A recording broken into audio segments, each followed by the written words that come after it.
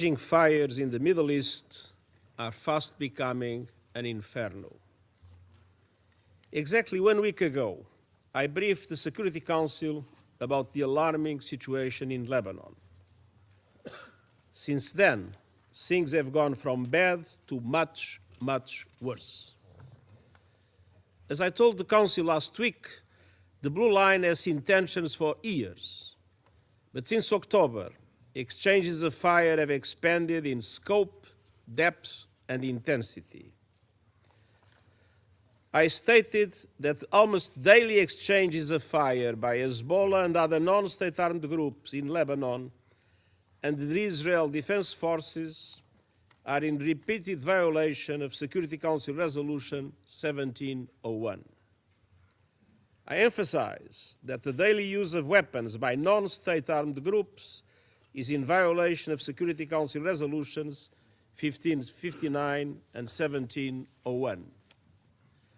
And I stressed that Lebanese sovereignty and territorial integrity must be respected, and the Lebanese state must have full control of weapons throughout Lebanon.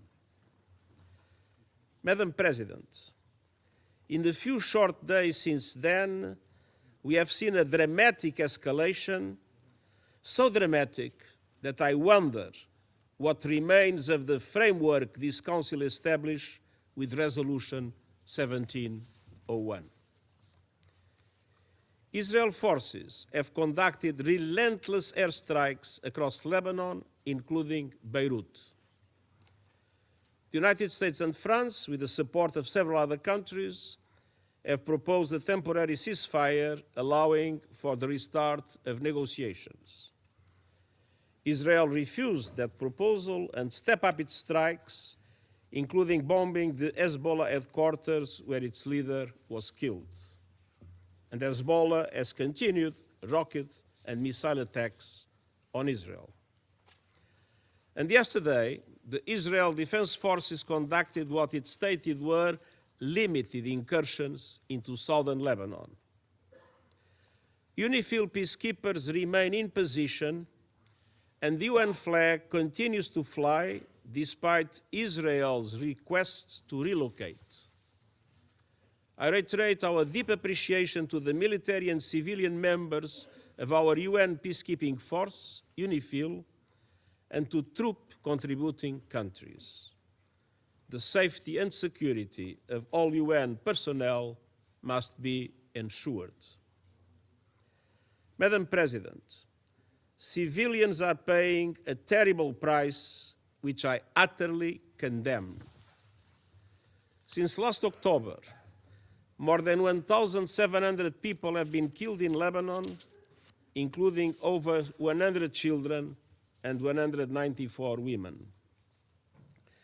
Over 346,000 people are confirmed to have been displaced from their homes, and government estimates put this number as high as 1 million.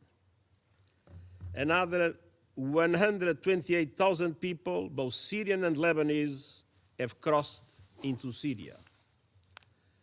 The UN has mobilized all its capacities to provide urgent humanitarian aid in Lebanon, and I ask the international community to fully fund our appeal. Since October 8th, Hezbollah attacks on Israel have killed 49 people, with over 60,000 people displaced from their homes.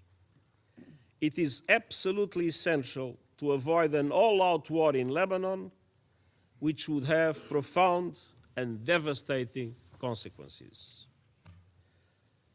Madam President, yesterday, Iran launched approximately 200 ballistic missiles towards Israel. It stated it was in response to the killings of Hassan Nasrallah and the Islamic Revolutionary Guards Corps Commander Abbas Nilforushan last week, as well as that of Hamas leader Ismail Haniyeh in Tehran in July. Millions of people across Israel and the occupied Palestinian territory were forced to seek shelter. One person was killed from the Iranian strikes, a Palestinian in the occupied West Bank. As I did in relation to the Iranian attack in April, And as should have been obvious yesterday, in the context of the condemnation I expressed, I again strongly condemn yesterday's massive missile attack by Iran on Israel. And these attacks, paradoxically, do nothing to support the cause of the Palestinian people or reduce their suffering.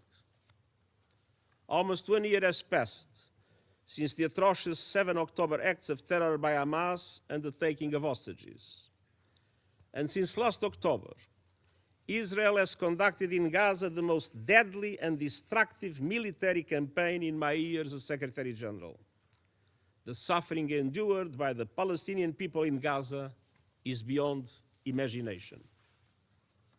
At the same time, the situation in the occupied West Bank, including East Jerusalem, continues to deteriorate with Israeli military operations, construction of settlements, evictions, land grabs, and intensification of settler attacks, progressively undermining any possibility of a two-state solution.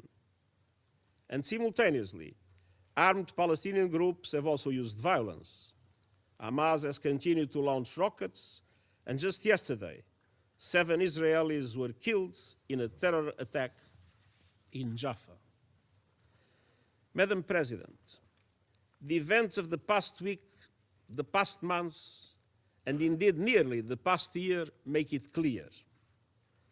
It's high time for an immediate ceasefire in Gaza, with the immediate and unconditional release of all hostages, the effective delivery of humanitarian aid to Palestinians in Gaza, and irreversible progress to a two-state solution.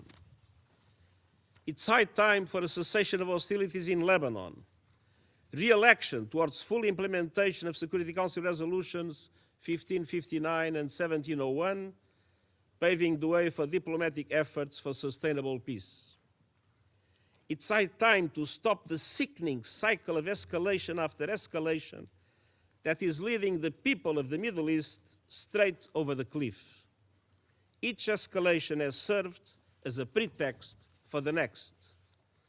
We must never lose sight of the tremendous toll that this growing conflict is taking on civilians.